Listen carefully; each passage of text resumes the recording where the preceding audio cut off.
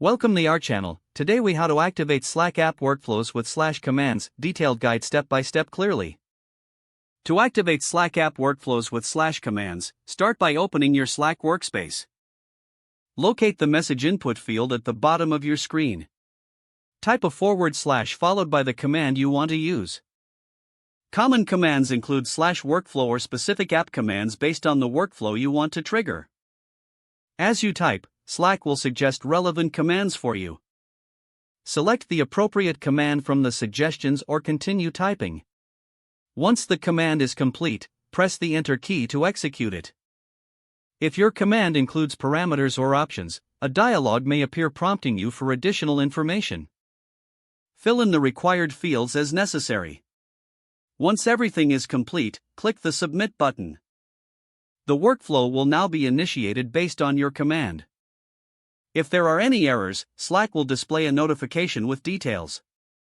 You can check the workflow's status in the designated channel or direct message. For complex workflows, consider reviewing Slack's Workflow Builder for advanced options.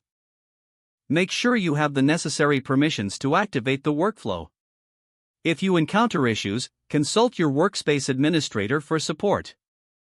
With practice, activating workflows via /commands can streamline your tasks in Slack. Enjoy the efficiency that comes from using Slack workflows effectively.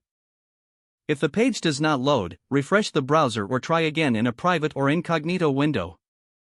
Make sure you are using the correct email address, then retype it carefully to avoid small typos.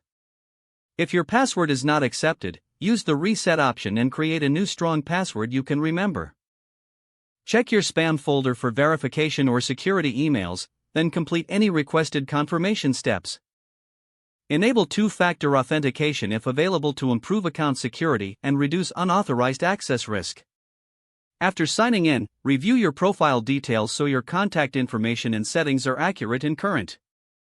If you see an error message, note it down and try again after restarting your device and internet connection. Log out when you finish, especially on shared devices, to keep your account and payment information secure. If the page does not load, refresh the browser or try again in a private or incognito window. Make sure you are using the correct email address, then retype it carefully to avoid small typos.